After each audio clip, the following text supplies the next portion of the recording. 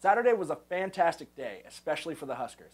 Amir Abdullah broke a record held by a Husker legend. We had cornerbacks picking fights with linemen twice their size, and a bunch of 70-year-olds booed a team out of Memorial Stadium. God, I love this sport.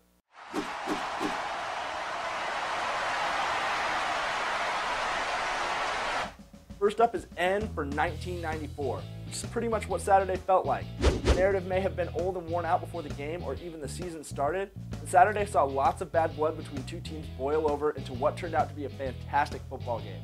Amir Abdullah ran for over 200 yards and scored 3 total touchdowns. The Husker defense made several big plays and looked better and better as the game progressed, despite giving up over 300 yards through the air. And Tommy Armstrong looked poised and in control, even though he turned the ball over twice, and the Huskers steamrolled Miami 41-31. Shades of 1994 were all around Memorial Stadium, from the pregame tunnel walk tribute to a ground and pound Husker offense to Miami starting fights on the field. Both programs may not be where they were 20 years ago, but on that night they seemed to pick up right where they left off with each other. Several people mentioned how big of a factor the crowd was in the game, which set a new record in attendance for Memorial Stadium. I mean, it had to, as I'm pretty sure Miami was just surprised to be playing in front of a full stadium. Up next, we have R for ranked opponent woes. This past Saturday, the Husker volleyball team fought well but couldn't overcome the number 2 ranked Texas Longhorns at the Devaney Center.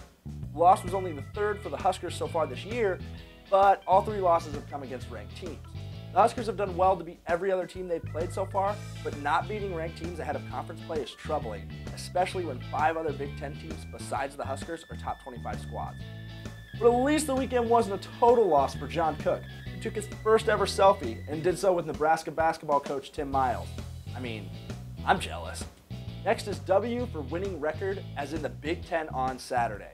Don't look now, but the Big Ten might actually be able to play some decent football. Of the 11 teams that played on Saturday, 10 walked away with wins, which included Wisconsin and Michigan State throttling much lesser opponents.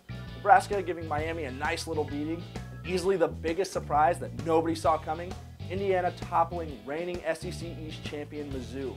But once the focus was on how great some teams and players in the Big Ten were and could be, and it was nice to not have your conference be the butt of everyone's jokes for once. Well, except for one team, which brings me to my last point. We've got a C for Coca-Cola. I know Nebraska is a Pepsi school. The folks up in Ann Arbor, Michigan are apparently Coke people. Or at least most of the people at their game against Minnesota on Saturday will be. Earlier this week, photographs started to surface of a deal going on at Michigan's campus stores stating that with the purchase of 2 Coca-Cola products for $3, you would also be given 2 free tickets to Saturday's game at the Big House. And why exactly is Michigan giving away tickets that have a face value of $75 for a measly 3? It could be to preserve the fact that 100,000 people have showed up to each Michigan game since 1975. A streak that's probably in jeopardy of being broken after Michigan's latest loss, a 26-10 loss to Utah, which saw more Utah fans in the stands by the end of the game than it did Wolverine fans. By the way, this was played at the Big House. However, Michigan has since pulled the promotion, calling it a miscommunication with their sponsor.